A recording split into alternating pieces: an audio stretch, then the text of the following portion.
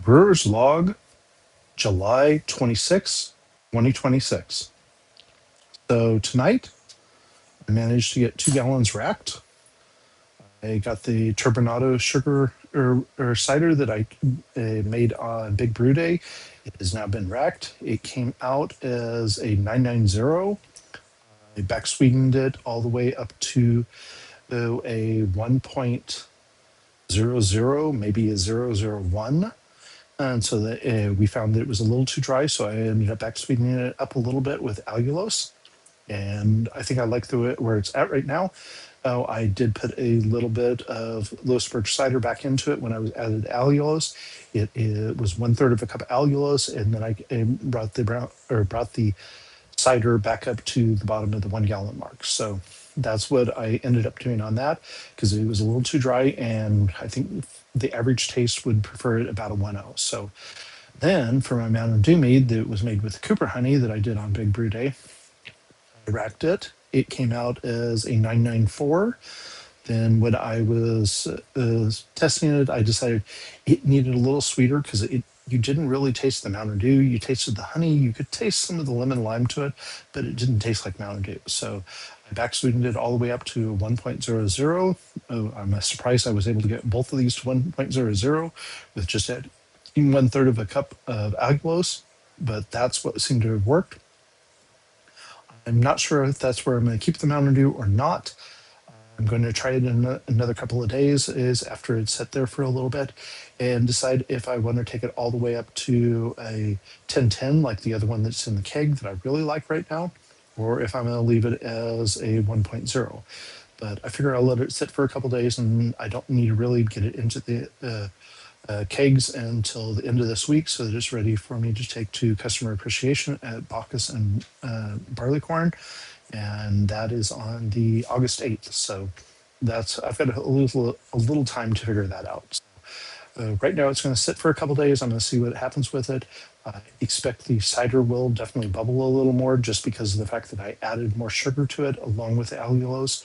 So the Mountain Dew, I don't expect any real bubbling from it, but I've seen before that I thought things were completely dry and they start bubbling up after I rack it. So I'm not going to rely on that. I'm going to let it go for a couple days and we'll see where we go from there. I still have all of my ginger meads ready to rack that I'm hoping to do sometime in the next day or two.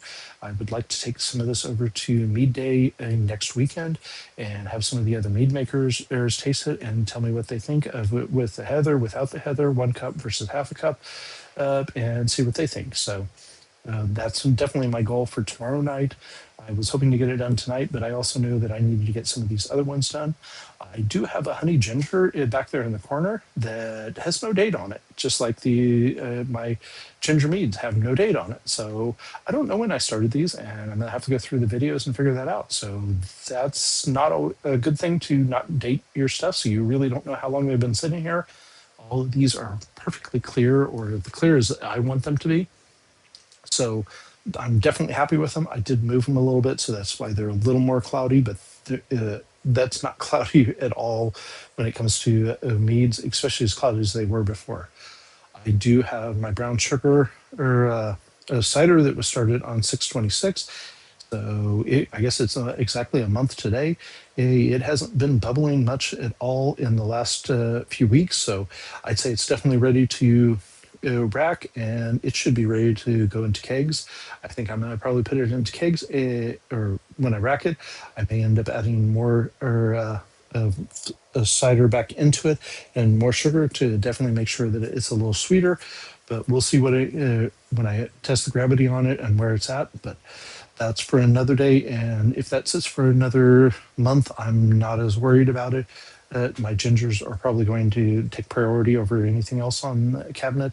I just wanted to get these two done because I knew that sometimes getting these racked and they need to sit a little longer before they're going to be ready to do anything with. So that's where I'm at for tonight. It was a busy day, but I only got 2 gallons racked, but that's at least a start. All right, good night.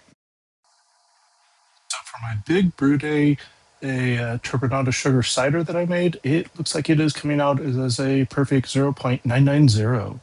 It is all the way fermented out.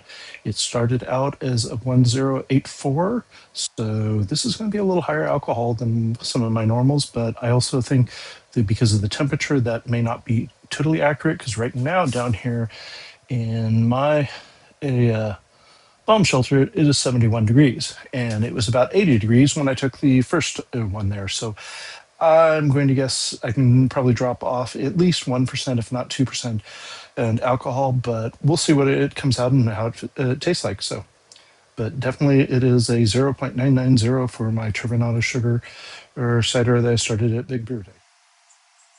For my Mountain Dew Mead that I made on Big Brew Day, it looks like it is coming out as a 0.994.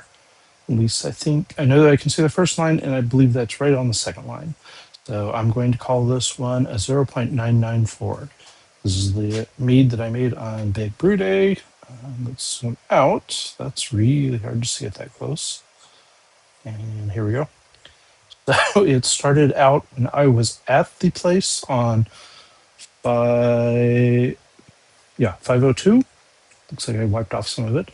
It starting gravity was 1.105, but that was at 80 plus degrees outside. When I measured it when I got home, it was a 1.092.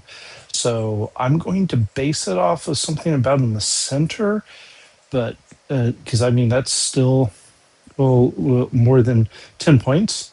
So that's a little more than what I am really comfortable with. But at the same time, I don't think it's as strong as what it appears to be, but we'll taste it and figure out where we go from there. So I decided to back sweeten the Turbinado Sugar brown or cider that I made because it was very dry. And it looks like with the allulose and a little bit of a top off of more Lewisburger cider, I'm just above a 1.000. So probably 1.001, maybe 2, but that green is just barely there. So I will be putting on here that after back sweetening, I am at a 1.001. I ended up adding a third of a cup allulose to the Mountain Dew mead that was racked at 994. Now it is almost perfectly at a 1000. So that's about perfect for where I wanted it. I will taste it and figure out if I want to do any more with it. But I think that's probably where I want it at because it tasted good to begin with. But I figured a little bit of sweetness to it would bring it back the Mountain Dew flavor. Because right now you taste the honey and some of the lemon and lime and an orange to it, but it doesn't really taste like Mountain Dew when it's well below 1. So we'll see where I go from here, but it was definitely interesting that I was able to get 2 of them in a row right back to perfect at a 1.00. So we'll see what it tastes like, and I'll go from there.